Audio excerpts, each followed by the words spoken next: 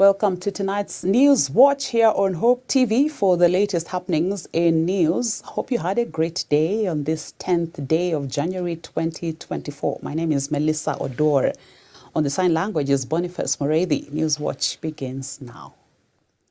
President William Ruto has sustained his onslaught against corruption in the judiciary, saying his government has identified incompetent leadership, vested interest and corruption as the causes of delayed and derailed transformation of the country. The president said his government is committed to providing the leadership needed to root out the vice in the three arms of government. He was speaking during a working tour of Laikipia County, where he launched several projects. The president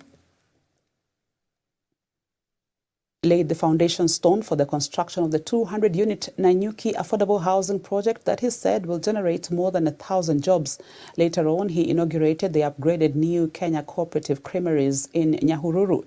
He said the government will work with KCC to ensure farmers are paid within 15 days. And speaking during the commissioning of the tarmacking of access roads in Lamuria, Laikipia County, the president said improved infrastructure ensures that remote areas are connected to opportunities and facilitates access to markets and stimulates economic activities. Nilisema juzi tuwache ufisadi kule kwenye mahakama zetu. Nani ajui hapa kuna ufisadi inaendelea mahakamani? Sijui kama tunaelewana. Nimesema ufisadi anywhere. Ufisadi in the executive, ufisadi kule kwenye legislature, ufisadi kule kwenye mahakama, lazima tupigane nayo. Kwa sababu three things are taking us backwards, have held our country hostage forever, and have caused the transformation of Kenya to be delayed and delayed. Three things: incompetent leadership, vested interest, and corruption. And we must deal decisively with all of them. I have said we are going to provide the leadership that will transform our country. We are going to deal with vested interest that is sabotaging our progress.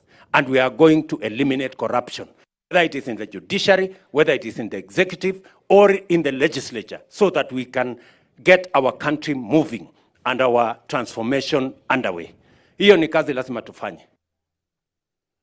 The Council of Governors, COG, has rejected the recommendations of the Presidential Working Party on education reform, citing the need for further consultations to ensure that the perspectives and concerns of county governments are adequately considered in the realization of the recommendations. Addressing the press in Nairobi, the governors have withdrawn their involvement in the implementation of the proposed measures, stating that the recommendations undermine the basic structure of the Constitution of Kenya. Grace Ahati with the details of that story. The Council of Governors has expressed its disapproval of the recommendations presented by the Presidential Working Party on education reforms. According to the Council, the proposed measures threaten the fundamental structure and framework of the Kenyan Constitution. Led by the Council's Education Committee Chairperson Eric Mutai, the governors have emphasized the importance of additional consultations to ensure the needs and interests of county governments are taken into account in the decision-making process. The Council of Governors urges that further consultations must be undertaken to ensure that the perspectives and concerns of county governments are adequately considered in the realization of the recommendations. To this end, the recommendations of the Presidential Working Party are unacceptable to the Council. They heavily claw back on devolution.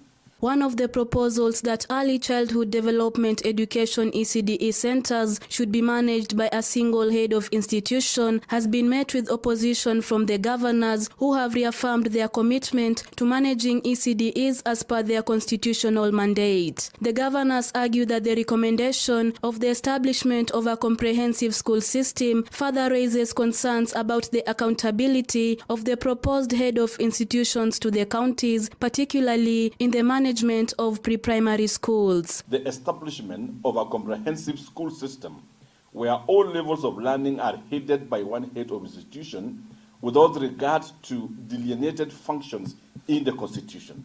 We note that there is no accountability framework provided for the proposed head of institutions to the counties regarding the management of pre-primary school. To this regard, COG has withdrawn its participation in any process that seeks to legislate the recommendations, highlighting the Council's commitment to preserving the progress made in the devolution of education sector and other devolved sectors. The Council of Governors hereby withdraws its participation from any process that seeks to legislate the recommendations contained in the report. This includes the proposed meeting called by Intergovernmental Relationship Technical Committee scheduled for 16 January 2023. Number 3, county governments will continue to manage both the institutions and human resources for the constitutionally assigned functions in education. Reporting for Hope TV Newswatch, I'm Grace Ahati.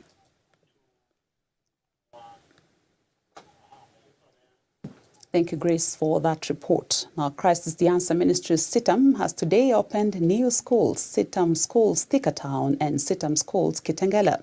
This brings the total number of CITAM schools across the country to 12.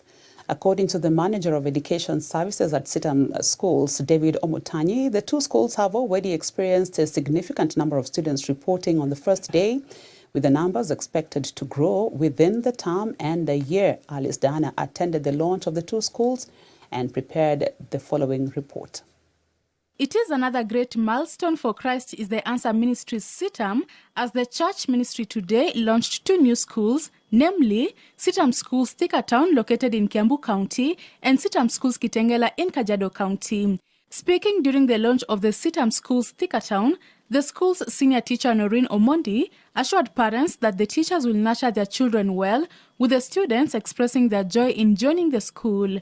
My name is Enani Moromondi. I'm 5 years old. I'm in grade 1. I'm happy to be in CITAM school. Parents should expect teachers to handle children properly and to inculcate spiritualism in them, and also to nurture their talents. CITAM Thikatown Senior Pastor Erastus Oyando appreciated all parents that have enrolled their children in the school and assured them that they will be nurtured in the way of the Lord. We appreciate all the parents who have registered their children to be part of this school. We are welcoming more. CITAM Schools Thikatown is a very good school, educating a whole person. So if you are there, you are still trying to register your child, please, or think about your school, welcome to CITAM Schools Thikatown, and we will be able to nurture your child in the ways of the Lord and at the same time educate your child. We appreciate you so much as you spread the word about this school. May God bless you so much. Your children are in the good hands of the Lord. We will continue to pray for them as we nurture them, as we bring them in the ways of the Lord. So welcome, and if you are there in the community, just welcome your child to this school, and God will bless you as we move together in this journey of educating our children and impacting the community at large. Jacqueline Kellon, a parent who looks forward to enrolling her child in CITAM Schools Kitengela, said she chose the school because of the spiritual impact it has on students and its performance. I've chosen CITAM Schools, CITAM Kitengela, because I'm a member here. And the other thing, it is because it's a Christian-based school. And also, I love their performances, and I think that's all. I love CITAM. The Manager of Education Services at CITAM, David Omutanyi, while thanking God for the two schools kicking off smoothly on their first day, noted that CITAM Schools Thikatown registered 29 students on day 1, with CITAM Schools Kitengela registering 39 students. We have a target of well over 100 children to actually enroll in these two schools this year. We have the necessary infrastructure, the classroom space, the transport, the teachers, and all other stuff that are required for the operations of these two schools. I want to say that I'm very grateful from my docket as the Manager Education Services to all the managers at head office, together under the leadership of the Director for Administration, Reverend Isige. I'm truly grateful because we have worked together. There has been so much. To see us here today, there has been a lot of planning a lot of resources approved and released for the start of these schools. Speaking at Sitam Schools Kitengela in Kajiado County, Omutanyi emphasized the spiritual impact that Sitam schools have on the students. He encouraged parents from the respective environs to enroll their children in their nearest Sitam schools across the country to ensure they are nurtured in the ways of the Lord over and above the academic excellence they will acquire. One thing that stands out for us is the spiritual impact. I know as learning institutions we focus on academic excellence, and that is not discussable. That at all is not discussable. We are focused to delivering excellent academic performance and results in all our schools. The opening of the 2 new schools now brings the total number of Sitam schools across the country to 12. Other Sitam schools are Woodley, Eldoret, Kisumu, Nakuru, Buruburu, Ngong, Kiserian, Athi River, Rongai, and Clay City. Following the launch of Sitam Schools Thika Town and Sitam Schools Kitengela today, parents and guardians have been urged to enroll their children in these schools and also other Sitam schools across the country, as Sitam Schools not only boasts of good results but also teaches students Christian principles. Reporting for Hope TV Newswatch at Sitam Schools Kitengela in Kajiado County, I'm Alice Diana. Congratulations to Sitam Schools. And a health crisis looms in Embu as doctors are set to go on strike starting midnight tonight over poor working conditions. Embu Governor Cecily Mbarire has invited the striking doctors to discussions in a bid to end the impending industrial action and recalled retired doctors back to the medical facilities to hold fort as the doctors' strike continues and discussions are set to kick off. The doctors are set to kick off the industrial action midnight, citing poor working conditions and non-remittance of statutory deductions by the county government.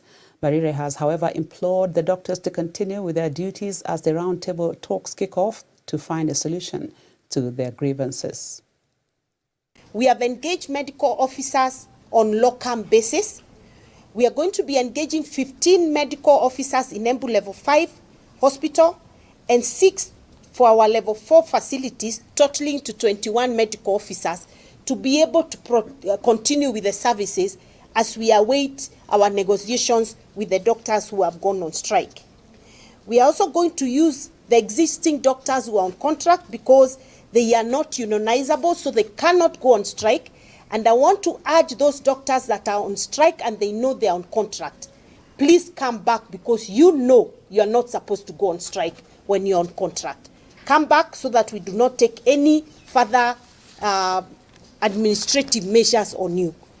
Then we have also engaged all our registered clinical officers on locum basis from outside the county and from our neighboring counties. And we have brought 5 for Level 5 hospital, 2 each for Kianjokoma, Runyenjes, Ishara, Chicago, and Kiritiri facilities. So services continue. We have written to all the healthcare workers who are on leave and asked them to report back to work immediately so that we can reduce the workload. And then we have also beefed up security in all our hospitals so as to protect the staff who will continue working during the strike period. So we are hoping that the doctors will not start getting intimidating those that want to continue working or wanting to paralyze the services in the hospitals. So we are working very closely with the security docket through the county commissioner to ensure that there's security in all our hospitals. The Security Committee in Kisii County has castigated an incident in which a group of people suspected to be allied to South Mugirango MP Silvanus Osore disrupted a meeting convened by Governor Simba Arati, leaving 4 people nursing gunshot wounds. The group of people in civilian attire armed with AK-47 rifles alighted from a vehicle which was part of convoy escorting MP Osore and began detonating tear gas canisters to the crowd that was being addressed by Governor Arati in Nyakambene area in Boikanga ward. According to the County Police Commander Tom Anjere, investigations have begun with those who were injured in the incident instructed to record statements at the nearest police station. Tunalaani kitendo hicho na pia nataka kuchukua nafasi hii kupeana hakikisho kwa wananchi wa Kisii kwamba kamati ya usalama inafanya kila juhudi kuhakikisha kwamba hiyo haitarudiwa. Tumefanya kikao na vitengo vyote vya usalama na tumekubaliana ya kwamba hatua ichukuliwe kwa wale wote ambao walihusika. Kama ni kiongozi ambaye alihusika pale, hatua ichukuliwe. Kwa hivyo hatutaangalia cheo cha yeyote yule alihusika. Awe ni MCA, awe ni mbunge, awe ni governor, the law must be followed to the letter. We share the pain of the many victims of the attack who are nursing serious injuries both at home and hospitals, and we wish them quick recovery. We equally seize this opportunity to laud our governor in his efforts together with MCS to reach out to the Kisii County residents directly and in an orderly manner in order to revive bursaries which had long been forgotten. To the county commander and county commissioner, we strongly condemn your acquiescence to the hyenas attack on innocent civilians by persons believed to be security personnel, targeting our governor, as well as his well-articulated agenda to the residents of Kisii County. Serikali ambaye Bwana Kindiki ambaye ni waziri wa usalama wa ndani tumempa masaa 72 asiposhika Osoro na aeleze ni kwa nini walikuwa wanatoa majonzi pale, wanarusha risasi ovyo ovyo, na kule kulikuwa na watoto ambao walikuwa wamekimbia pale waweze kupata mfadhili wa fedha ili waweze kuenda shule. Osoro akifikiria yeye ndio ni mwanaume, pia sisi ni wanaume, hatutaki kuchukua sheria mkononi mwetu kwa sababu tunajua kuna serikali na tumempa serikali masaa 72. Wasipofanya chochote kuliko na kulingana na ile kisigasi ambazo zilitokea jana, basi sisi tutakaa chini kama county, tunaletu la kusema. Kuna mahakama, tunajua mahali sheria ilienda mrama. Kama wameamua wananchi wauliwe ovyo ovyo kwa sababu ya Silvanus Osoro, basi tutakuja kwa wananchi tuwaelezee serikali imeshindwa kuwalinda, sisi wenyewe tujilinde. Let's take a fast short break here on Newswatch. We'll be back with more news items shortly. Don't go too far.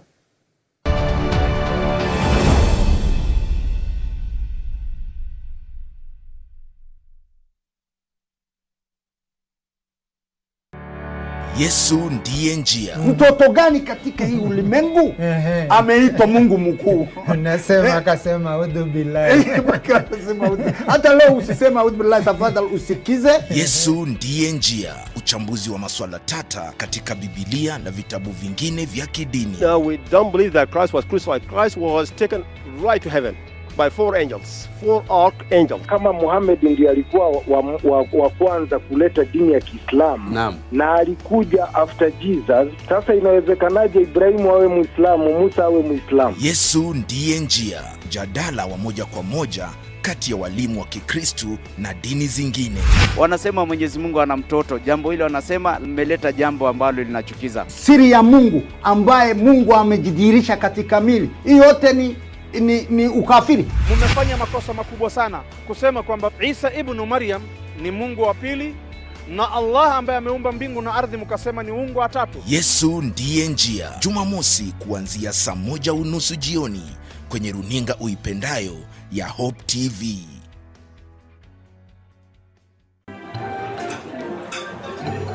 I've actually been trying to find a balance.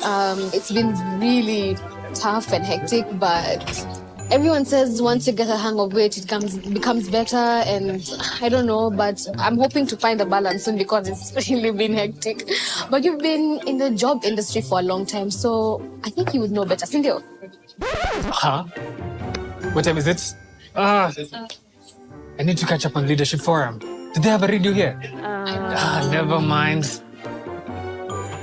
I brought my own. No way. You can't be serious. Wait, why do you have a radio and you can just catch up with the shows on Hope FM podcasts? Really? Even Meet of the One? Yeah. I mean, you can find them on whatever platform, name it. AfriPods, Google Podcasts, Apple Podcasts, Spotify, you name it. But I'm not subscribed on any of them. So no worries. You can just check out the latest episodes on hopemediakenya.org. You can now listen to select Hope FM programs on your favorite podcast streaming platform. or directly on our website www.hopemediakenya.org. Listen and live.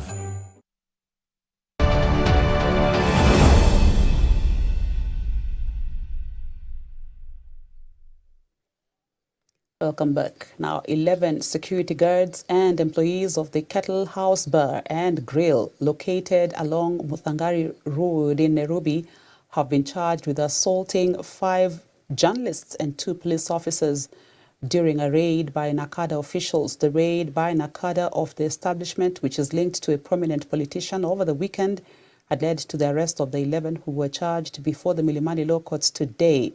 Appearing before Senior Principal Magistrate Gilbert Shikwe, the guards denied 8 charges of assaulting Boniface Bogita Elvis, a Nation Media Group journalist, and Mugoiri Kibira, a KBC journalist, Boniface Okendo Otieno, a Standard Media Group journalist, a police officer, and police officers Joseph Ruto, Mutisia Boniface Muya, and Joel Kirimanyaga, all attached to the NACADA enforcement team. They pleaded not guilty to the 7 charges leveled against them by the Office of the Director of Public Prosecutions, including 3 counts of assault. They have been released on 100,000 shilling bond and similar surety. The manager was released on a cash bail of 10,000 shillings. Shikwe also issued an arrest order for 10 other suspects, including Linda Chepkorir, Edward Mwangi, Polycarp Oyengo, who did not appear in court for plea taking. Joseph Mike, Daniel Kaka, Idi Onyango, Daniel Mburu, Anthony Ndune, Emily Oduor, Elizabeth Malesi, and Linda Chepkorir. You've all been charged with the offense of assault causing actual bodily harm. Particulars are that on the 5th day of January 2024, jointly with others not before court, being security guards of Kettle House Bar and Grill, located along Mugagari Road within Nairobi County, you jointly assaulted one Boniface Bogita Elvis, a Nation Media Group journalist, who was among a team of NACADA enforcement, therefore occasioning him actual bodily harm. Is it true or not, Albanese? Charles Otieno? Bramwell, your son? No. Joseph Mwai? Not true. Daniel Kaka? Not true. Idi Onyango? No. Daniel Mburu? Not true. Anthony Ndune? Not true. Emily Oduor? Elizabeth Malesi? Linda Chepkorir? Linda Chepkorir?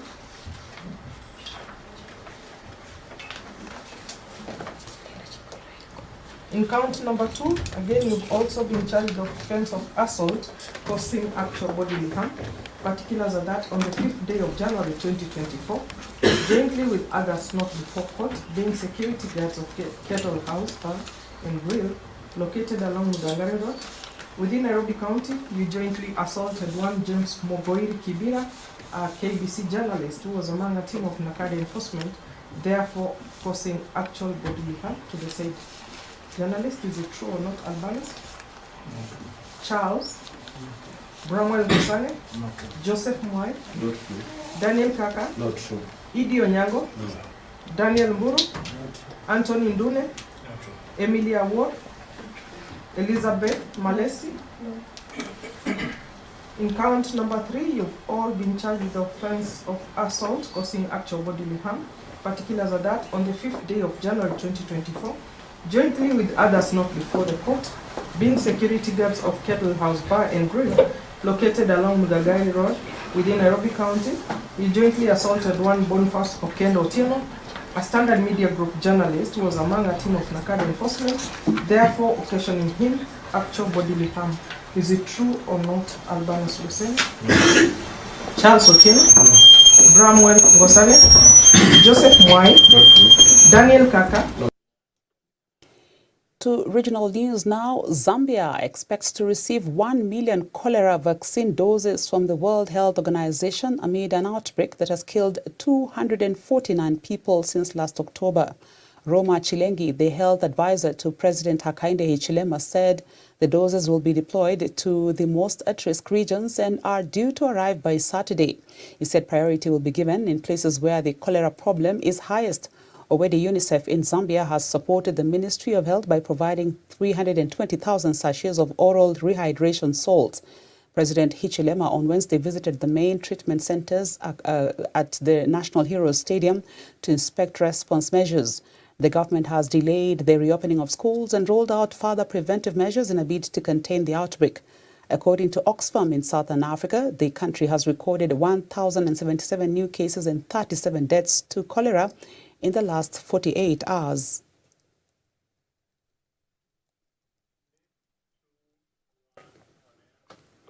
And further afield, Ecuador's president has ordered that criminal gangs be neutralized after days of violence culminating in an attack on a television studio.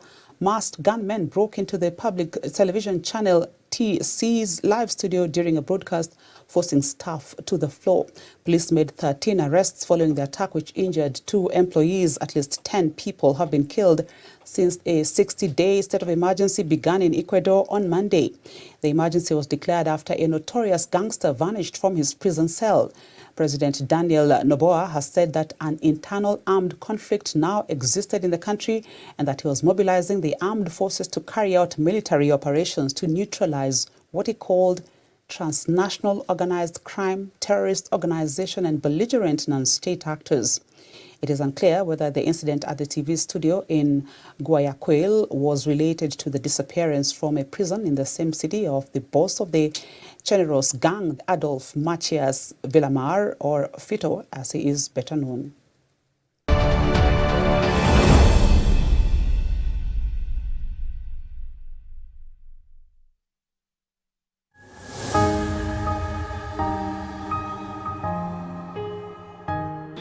Watu wa Mungu, be the vocalist hapa, and I'm just here to give you a testament. I am a living testimony of the slogan of Hope FM, where they say, listen and live. I am such a serious testimony and a testament to that, a statement, because they have impacted my life big time. And imagine ile kitu wanauliza ni ati, the way they have impacted my life and your life. Tunaweza jaribu pia to spread hii kitu mpaka uko mashinani, to spread hii word ya God uko mashinani. And the only thing they are requesting us to do is just contribute 100 bob. We just become partners with them. Na unapatana tu na so bob moja. Lakini pia kama una feel uko philanthropic sana, unaweza piga jil 2. Twende hivyo, all right? And so they are calling it 100 for 1, where you just give out 100 bob and they can reach out to another soul. And of course mnauliza, okay, tuko na iso tunatuma wapi? Iso tunatuma via M-Pesa na tuko na P-bill number. P-bill number yetu ni 933 Alafu hapo kwa account name, all right? Andika tu FOH, yani Friends of Hope. Alafu tuma ile kitu natuma. Hapo mbele ni pin number yako na ni siri yako. Alafu tu ushamaliza hii kitu, click on the send. Na imagine utakuwa umefanya kitu moja serious sana. We as Hope Media tutakuwa tumereach out to one soul. God bless you. Be in there.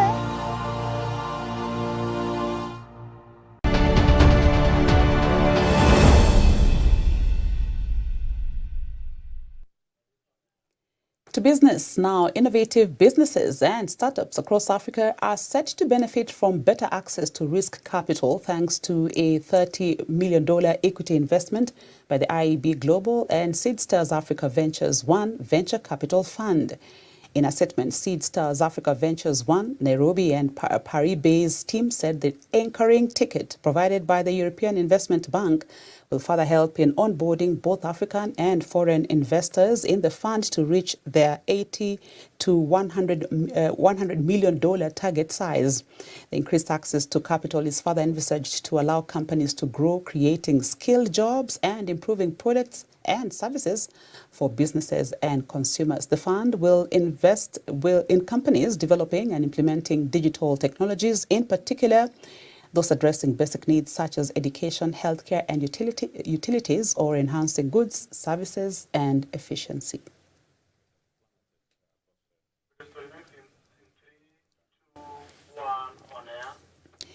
Unionizable workers at listed agribusiness and superfoods producer Kakuzi are set for a pleasant New Year salary rise gift following the signing of a collective bargaining agreement CBA with the Kenya Plantation and Agricultural Workers Union KPAU.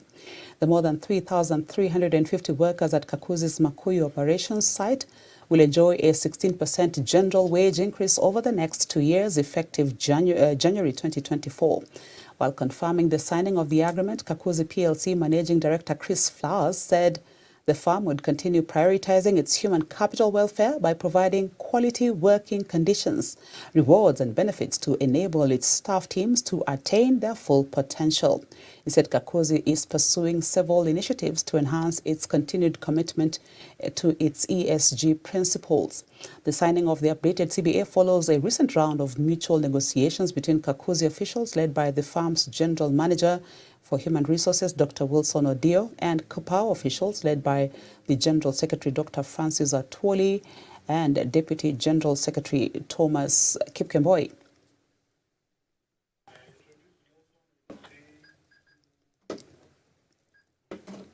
To lessons from the entrepreneur now. High-Grow Organic Fertilizer, based in Roiro, Kiambu County, is a company that used vegetable wastes from markets to produce organic fertilizer used by farmers in tea, coffee, and horticulture production. Founder and CEO Richard Mwangi shares the story of an entrepreneurial journey that he says anyone interested in doing can begin, since its capital is the readily available kitchen scraps. Here's that story.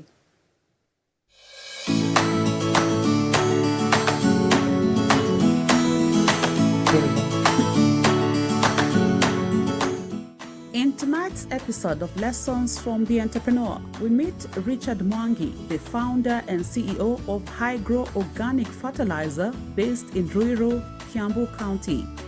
Richard takes us through the journey of establishing this unique business that is rivaling the more familiar chemical fertilizers and is popular among tea, coffee, and horticultural farmers. I'm Richard Mwangi, founder and CEO here at Organic Fuels. Organic Fuels, we started it in the year 2017. And basically what we were trying to see is whether we can make organic fertilizer from food waste. So basically 2017 and 2018 we did not do a lot of production per se, because what we are doing is trying to produce a fertilizer that can have a positive impact to the farmer and also try to improve the soil health. So we were mostly doing, those 2 years we were mostly doing research. Then come 2019 we got a lot of positive feedbacks from the farmers on our product, and that is when we started production. Though still small, but we were able to move from at least 1 ton to 2 tons in a day. So we were able to produce between 40 bags and 50 bags in a day. And from that, we have continued to grow because the demand of the fertilizer has been very positive, and also the growth has been also because of the availability of the raw material. One thing is that we are using food waste to do the composting, and food waste is basically increasing in the market with the increase in population, and this has given us an impetus to do much for the availability of the raw material, but also positive reception of the product by the farmers.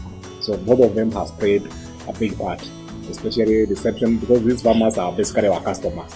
From its formative years in 2017, using locally available food scraps from the market, High-Grow can now produce up to 15 tons of fertilizer per day in a unique system of composting and piling to ensure no wastage is incurred. Both in terms of volume of the waste collected and the fertilizer produced. On average in a day we are able to produce between 10 tons to 15 tons of fertilizer, and on the other side we are able to collect between 30 tons and 20 tons of waste. So in a day we reach between 20 tons of waste to 30 tons of waste daily. So you can see We are increasing the amount collected and also the fertilizer produced. We are based in Ruiru, Kohota area. Basically, we sit in a quarter of an acre. This is quite now small for us. We are thinking of expanding because the volumes and the demand are growing. So in the next few years, we will see how we expand our business.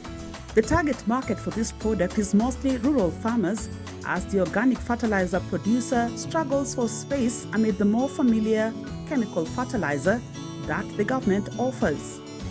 Basically in rural areas, but we also have urban farmers doing urban gardening, and they are spread across tea growing region, coffee growing region, maize and cereals growing region, and horticultural crops growing region. So we have a wide range of farmers in different ecological zones. This fertilizer, you apply it in trees, you apply 300 grams per tree. That is coffee, avocado, and ripe. And on vegetables, you use only 100 grams. So basically, this is a fertilizer that has a big future. In fact, it's the fertilizer of the future. And we expect the demand to grow. But also we expect that in the future, the government will be able to put using the subsidy program so that we can be able to reach more farmers. The workload is obviously heavily manual for such a venture. Richard says the agribusiness employs many hands to also help in marketing, distribution and sale of the organic fertilizer to farmers. In terms of the employment, we have about between every day we have between 40 and 50 people, and mostly around the collection and the production side, because the composting side does not require a lot of people. So these people are doing the screening, the sieving, and then the granulation and the packaging. And this is where we are able to create a lot of jobs for young people, because this is manual work, so it requires people who are energetic enough to be able to do that. The other big team is in the marketing, and basically we have about 18 people in the field. These are people who do field visit. They are basically agronomists. They either have a diploma or a degree in agriculture, and their work is to train the farmers on how to use the organic fertilizer. But we have extended work, because we have indirectly employed another about 300 people who do the actual distribution. These are known as village-based agents. So these agents are based in the villages, and they are supervised by the field agronomists. So in total, we can say we have been able to employ about 75 people direct. And on the other side, we have about 300 people who are in our distribution channel, but not as employees, but as agents of this product. As we clamor for soil conservation and protection of the environment, Richard says the fertilizer produced is good for this, as it also serves as top dressing for many crops and is a welcome departure from reliance on chemical fertilizer. It is basically a multi-purpose fertilizer, and when I say it's a multi-purpose, it is a product that a farmer can use during the planting, and also a product that a farmer can use during the top dressing.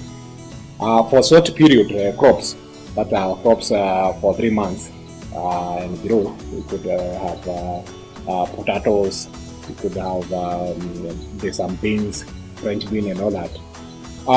This requires to use this fertilizer during the planting. The idea is because it will be able to be taken by the plant very quickly, but also it will be able to support your plant during the growth period. For farmers bringing trees like fruit trees like coffee, mangoes, avocados, and the like, this is a fertilizer that we can use for top dressing. And this fertilizer is very best. Most of the Arab soils are basically acidic soils. Say the coffee soils, the tea soils, the maize soil. All these soils most of them come with a low pH. So they are they are bit acidic, and this fertilizer tries to neutralize that acidity. So it is basically it reduces the need to do rhyming for the farmers, Unlike rime, it will add beneficial microbes, as we have seen in the seeding process, to the soil. And three, it will add carbon, what we call organic matter, to the soil. Also, this organic matter is what helps in what we call the soil life of the soil biology, to help the soil have a better life or a better structure that can support the crops. So basically, this fertilizer has benefits beyond feeding the plant. It has benefits to improvement of the soil or regeneration of the soil. Financial institutions have been credited with supporting entrepreneurs to set up and stabilize their businesses. Hygro Organic Fertilizer is a recipient of such initiatives and partnerships and credits the support to the business expansion plans. Take us this route of recycling the nutrients. But beyond that, I think the big debate of climate change is that landfills and dump sites countrywide or globally contribute to about 30% of the methane produced in the world. And this methane is a very big gas which has damaged the ozone layer. And the issue of climate change has come, and again, it's a real debate which can be addressed by recycling the waste. Where we were, I think, in Agro, USPF Stanbic accelerator program, and basically we won 5 million, that is $50,000 US, and we have used this grant to train farmers. We have trained almost 10,000 farmers, and this has helped create a very huge demand or the sustained demand for our product. In fact, it is one of the reasons we have been able to expand rapidly over the period. But beyond that, we can see the construction.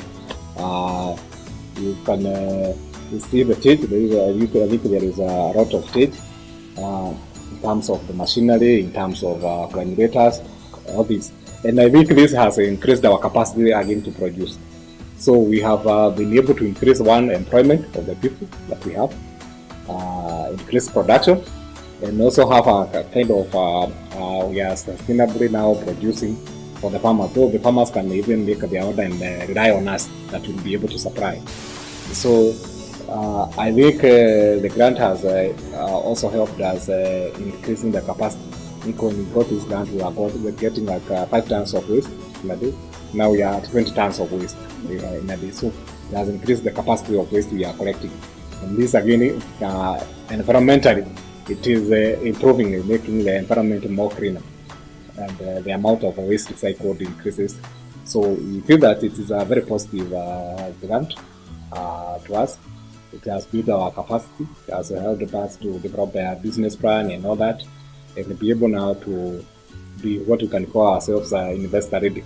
So we are now very ready for investors who can be able to invest in us and expand the business. Richard is encouraging the youth to roll up their sleeve and join such ventures, which he says are quite rewarding. Run from this and be able to adopt this. I think one of the resources that is going to increase with the increase in population is waste, and therefore the youths have a huge task of see how they can tap into that and create money out of it.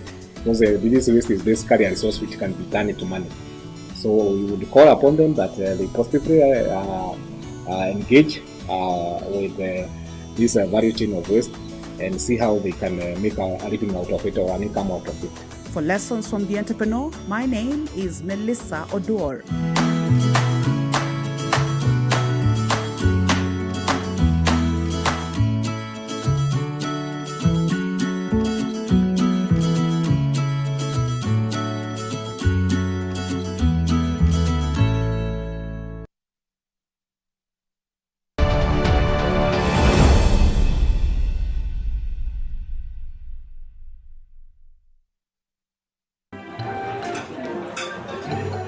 I've actually been trying to find a balance.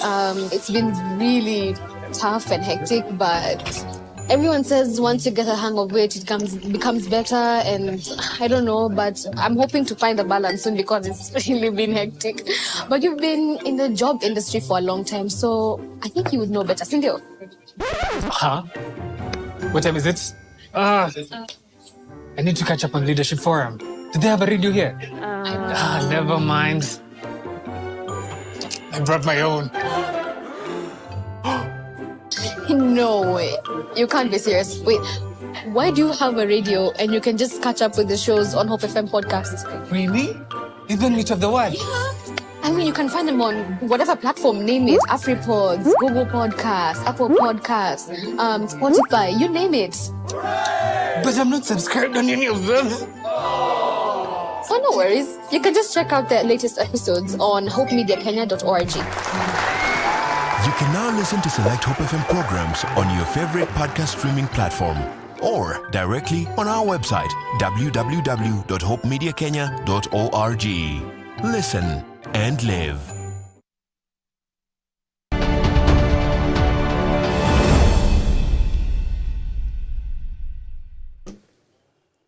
To some sports now. The magical Kenya Ladies Open returns to the 18-hole Baobab course in Vipingo Ridge, Kilifi County from the 8th to the 11th of February this year for the 4th edition of the tournament, having been held in 2019, 2022 and 2023. As in the previous two editions, the magical Kenya Ladies Open, which is the only women's professional golf tournament in East Africa, will serve as the season opener for the 2024 Ladies European Tour calendar.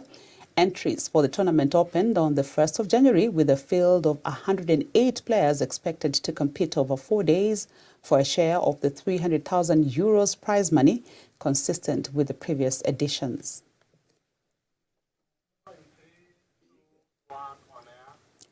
And Liverpool will be without Trent Alexander-Arnold as the Reds face Fulham tonight in the first leg of the Carabao Cup semi-finals, with the fullback set to be out for 3 weeks after suffering a knee injury. Mohamed Salah is at the Africa Cup of Nations, while Wataru Endo is with Japan at the Asian Cup. Fulham are without Calvin Bassey, Alex Iwobi and Fode Ballo-Toure due to their involvement in the AFCON. Meanwhile, Middlesbrough will take a 1-goal lead into the second leg of their Carabao Cup semi-finals after a 1-0 win over Chelsea at the Riverside Stadium. Hayden Hackney's first half finish for the championship side put Michael Carrick's men in front, to the delight of the home crowd. That's it. That's how we end Newswatch tonight. Thank you for your invaluable company. I have been your anchor, Melissa Oduor. My sign language anchor has been Boniface Moredi. Have a good night.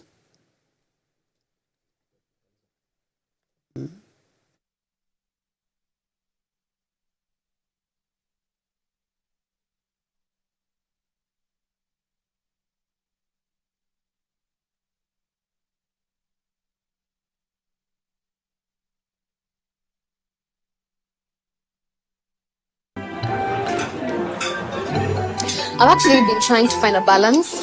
It's been really tough and hectic, but everyone says once you get a hang of it, it becomes better, and I don't know, but I'm hoping to find a balance soon because it's really been hectic.